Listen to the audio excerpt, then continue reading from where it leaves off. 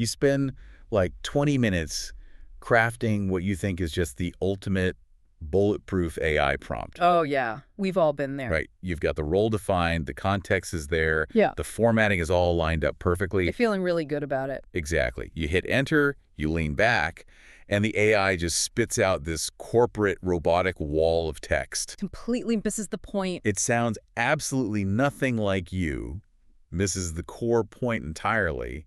And what do you do? Yeah. I mean, if you're like 90% of users, you curse under your breath, hit that little new chat icon, and just start completely over from scratch. Yep. The nuclear option. And that exact reflex is why you might actually be stuck in neutral with these tools. It really is. I mean, it's this myth of the magic spell. The magic spell. Yeah, we have this collective delusion that if we just find the perfect sequence of like arcane words, the ultimate prompt, the machine is just going to do all the work perfectly on the very first try. Like we're casting a spell. Right. But when you look at how power users actually operate, that illusion just shatters. I mean, they aren't prompt whisperers, they are iterators. Okay, let's unpack this, because today's deep dive is going to fundamentally change your Tuesday afternoons. I really believe that. We're grounding our conversation today in a really pragmatic document called worktheconversation.pdf. And our mission here is to show you why your first prompt is literally just a starting line. Just the beginning. We are going to break down how to stop treating AI like a magic 8-ball and start actually managing the dialogue that follows your first request. And it's such a vital shift for anyone listening who uses these tools professionally because, you know, the gap between an amateur getting generic fluff and a professional getting a high-level publishable deliverable, it isn't the first prompt. It's the 5 or 6 moves they make after that first response. But before we get into the actual tactics of, how to steer that conversation, we have to talk about why we all default to that new chat button. The reflex? Yeah. Why is our first instinct to just wipe the slate clean the second the AI gives us a bad draft? The source material argues this actually stems from a deeply ingrained digital reflex. Like, we have a 2-decade-old habit we need to break. Think about the dominant way we've interacted with technology since, well, the late 90s. The search engine. Exactly, the search engine. For over 20 years, Google and others have basically trained our brains to operate in a very specific, highly transactional way. You type, you get a result. Right. You type your keywords, you hit enter, you scan a list of static links, and if the links are useless, you don't try to, negotiate with the search bar. You don't say, hey, no, I meant the other thing. No, you just completely erase your query, type in new keywords, and pull the slot machine lever all over again. I always think of it as the vending machine approach to technology. Oh, I like that. Yeah, you put your coin in, which is your prompt, you press D4, Yeah. and you just wait for a static result to drop. And if the machine drops pretzels instead of the chocolate bar you wanted, you don't stand there and explain your dietary preferences to the glass. You don't argue with the vending machine. You just try a different button. That is a perfect way to visualize it. Every single query in a search engine or a vending machine is an independent event. Isolated.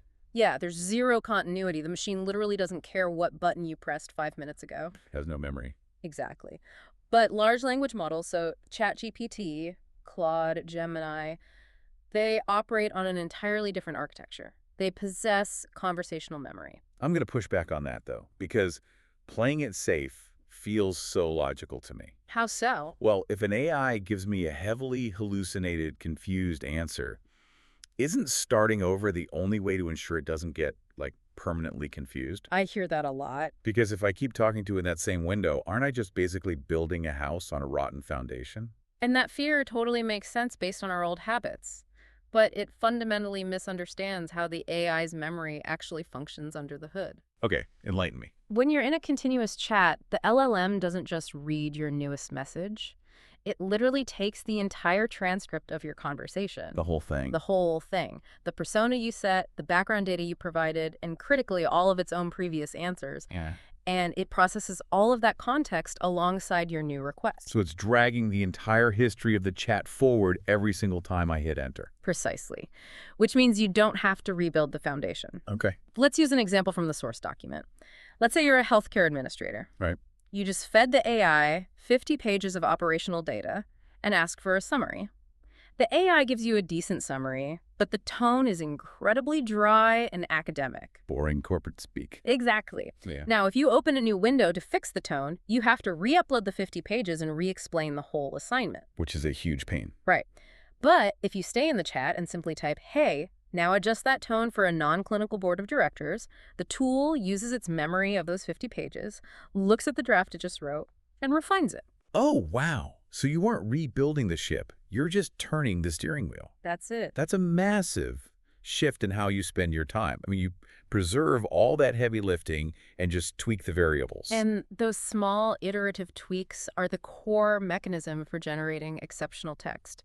The magic isn't the prompt, it's the continuity. I love that. But to your earlier point, steering only works if you actually know how to turn the wheel. Right. Knowing the AI has a memory doesn't actually help if your follow-up commands are useless. Exactly. Which brings us to the actual mechanics of the conversation. Uh-huh. Because I am so guilty of this. Of what? I'll get a bad draft and my follow-up prompt is literally just make it better or try again, but punchier. Oh, yeah. The classic make it better prompt. And the AI usually just swaps out a few adjectives and gives me the exact same structure. Make it better is the ultimate trap because, better is entirely subjective. The AI doesn't know your taste. It doesn't know your boss's preferences or the specific political landmines in your office. The tool needs you to pull specific levers. Okay, so what are the levers? Our source material outlines 4 highly predictable iteration moves. Think of these as the primary controls on your dashboard. Let's walk through those.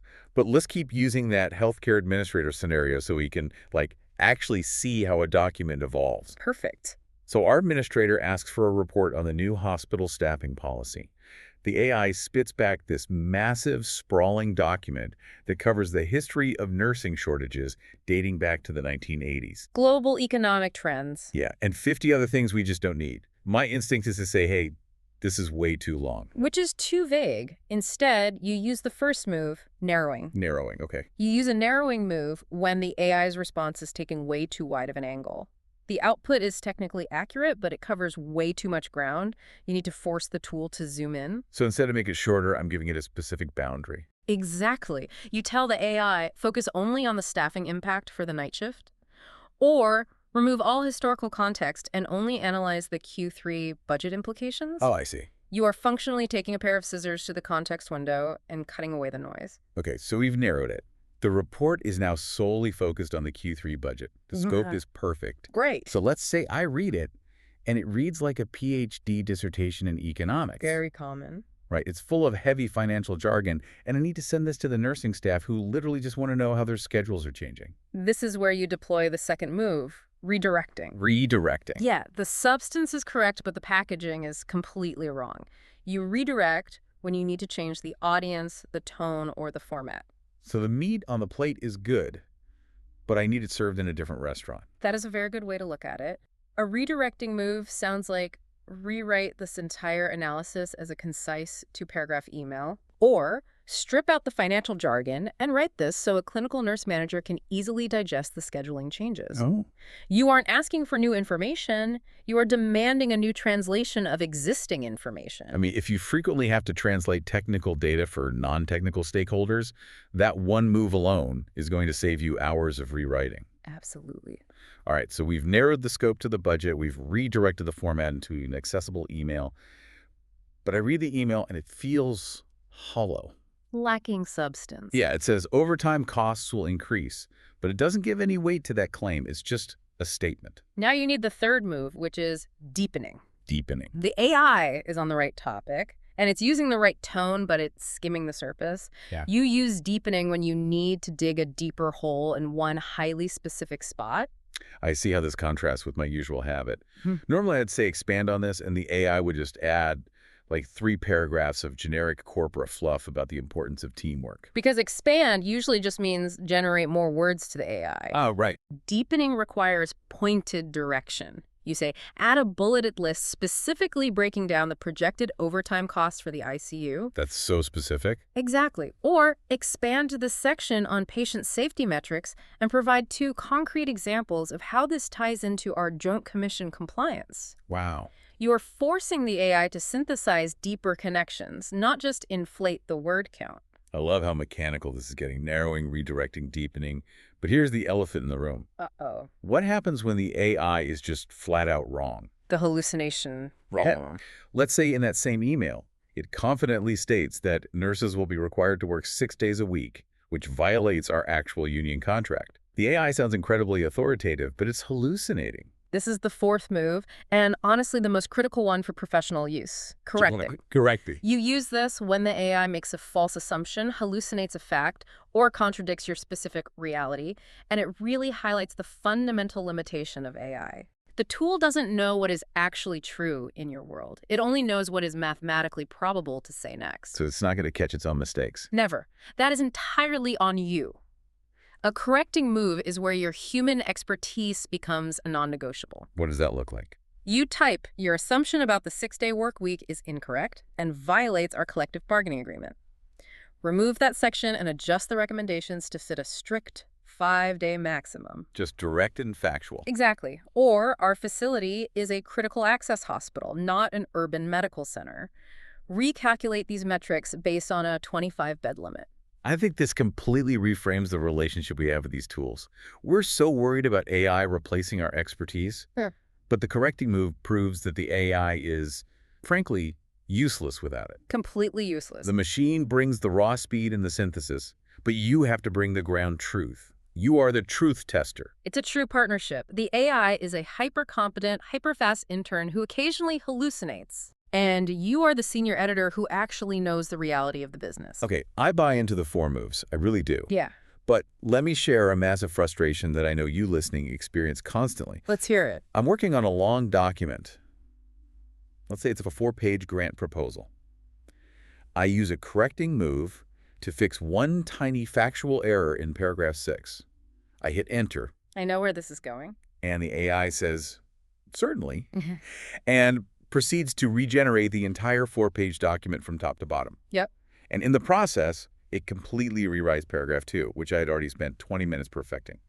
It's like using a sledgehammer to swat a fly. The collateral damage problem. It is incredibly frustrating, and it's an inherent flaw of the standard vertical chat interface. It drives me crazy. Because when you use a traditional chat window, every single response is a monolithic rewrite. But the source material highlights a structural solution to this that is recently rolled out. Oh, thank goodness. And it's a total game changer for long-form work. It's the workspace feature. You're talking about Canvas. Yes. In ChatGPT and Gemini, the feature is called Canvas. In Claude, it's called Artifacts. Right. The branding is different, but the underlying architectural shift is exactly the same.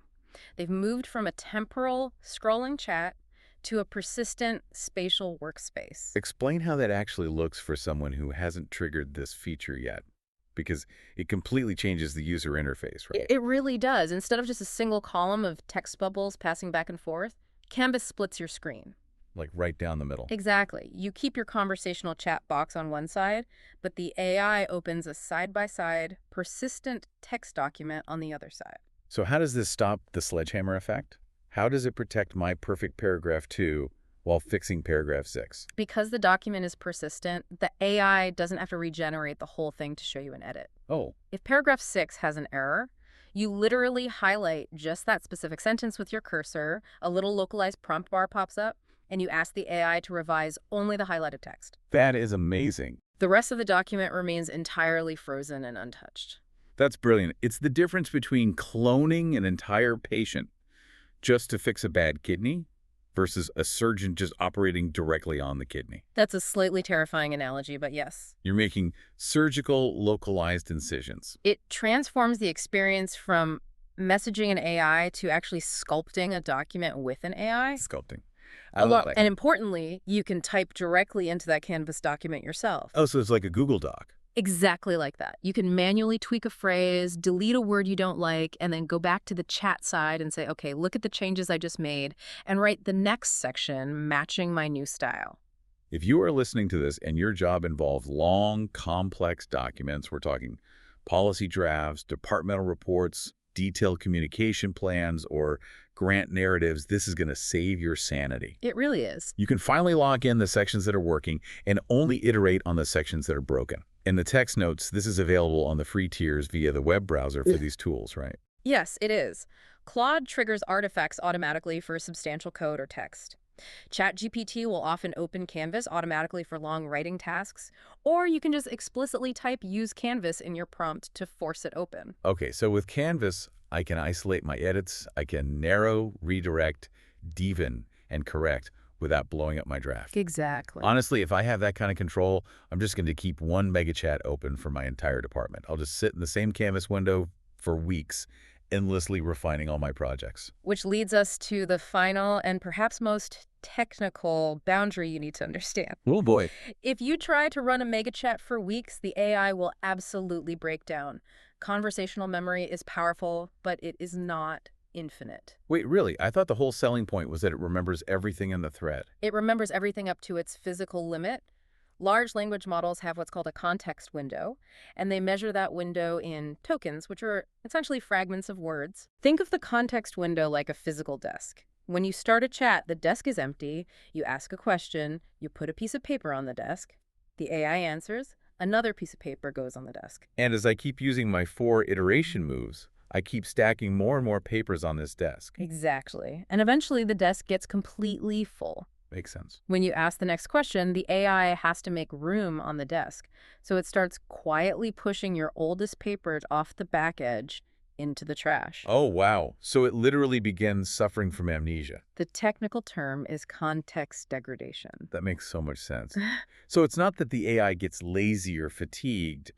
It literally physically lacks the memory space to hold my original instructions and the current draft at the same time. Exactly. What does that actually look like for the user? How do I know my desk is full? There are very specific symptoms. You'll know the context is degrading when the AI starts blatantly ignoring constraints you established at the beginning of the chat. Give me an example. For example, if you told it in prompt number 1 never to use the word synergy, and in prompt 30 it starts talking about synergy, your context window is likely failing. I've absolutely seen that. Or when you've spent an hour dialing in a really specific, punchy conversational tone, and suddenly, out of nowhere, it reverts back to that bland, generic robotic AI voice. Yes. The generic fallback is the most common symptom. When it loses the nuanced context of your earlier instructions, it defaults to its baseline programming, which is incredibly vanilla. So when I hit that wall and the AI starts getting amnesia, what do? If I hit new chat, aren't we right back to the search engine habit we spent this entire time trying to break? I don't want to start from scratch. You don't start from scratch. You use a technique called bridging. Bridging? Okay, how does that work? Do I just copy my original master prompt, paste it into a new window, and hope it gets it right this time? No, do not paste the prompt. Why not? If you paste the prompt, you are throwing away all the iterative work you just did. When you bridge, you copy the absolute best, most refined draft you've generated so far. Okay. You open a brand new empty chat window, and you paste that finished text. And you say, here's a draft I have been developing. I need help with the following specific improvements. Oh, wow. You're giving the AI the finished product of your labor, but you're providing it with a completely clean, empty desk to do the next round of work. Exactly. You carry the value forward, but you leave all the messy, confusing back and forth iteration history behind. That makes total sense. The AI doesn't need to know the 20 steps it took to get to that draft. It only needs the draft itself and your next instruction. That is incredibly practical. And it's not just for when the AI gets amnesia, right? Yes. The text mentions a strategic rule of thumb for when to open a new chat. Yes. You should proactively bridge to a new conversation whenever the core task shifts significantly. What does a task shift look like? Let's say you just spent 45 minutes in a chat using Canvas to draft, refine, and perfect a highly technical policy memo. The memo is done. Now, you want to turn that memo into a 10-slide presentation for the all-hands meeting. Honestly, my instinct would be to just type, great, now make it a slide deck in that exact same window. Don't do it. No. The AI's context window is currently cluttered with all the debates, corrections, and granular data involved in drafting the policy. If you ask for a presentation in that same window, the AI will likely make the slides way too dense because it's still anchoring to the deep technical context. Oh, it's still thinking like a policy wonk. Exactly. So instead, I copy the final perfect memo, open a new chat, say, here's an approved policy memo, act as an expert presentation designer, and convert this into a 10-slide deck for a general audience. Exactly. The new chat has a clean desk. Its only context is the final text and the specific task of presentation design. the output will be exponentially better. This has been such a massive paradigm shift. Let's trace the arc of what we've covered today. Let's do it. We started by diagnosing the core problem, the 20-year-old search engine habit that tricks us into wiping the slate clean the second we face friction. The one-shot prompt is a myth. It's all about dynamic dialogue, managing the context. From there, we broke down the 4 levers to actually steer that dialogue. Instead of vaguely asking the AI to make it better, we narrow when the lens is too wide. We redirect when the packaging or audience is wrong. We deepen when the content is shallow. And we correct using our irreplaceable human expertise when the machine hallucinates. We also explored how to solve the collateral damage problem by stepping out of the scrolling chat and into a spatial workspace like Canvas or Artifacts, allowing for surgical edits without regenerating the whole piece. And finally, we cover the physical limits of the machine, recognizing the symptoms of context degradation like amnesia and generic tone, and knowing how to strategically bridge your best drafts into a fresh window when the task shifts. If you take away only one core philosophy from today, let it be this. The AI's job is to generate text at blistering speed. Your job is to direct it. Taking the time to intentionally work the conversation, rather than just pulling the slot machine lever over and over, is the definitive line between an amateur user and a professional operator. Which leads me to a final thought I want to leave you with. We started this deep dive talking about the frustration of the blank page and the myth of the perfect prompt. We did. But if we accept that AI can now generate a rough draft instantly, and our primary role shifts to narrowing, redirecting, deepening, and correcting, How are you going with this? does that mean the fundamental definition of writing is changing for us? Like, if you spend your day using these tools, are you actually a writer anymore? Or have you become a manager of a hyper-fast, slightly erratic digital workforce? Oh, wow. Think about how that shifts your identity and your job description when you sit down at your desk tomorrow morning. It's a profound operational shift to wrap your head around. It really is.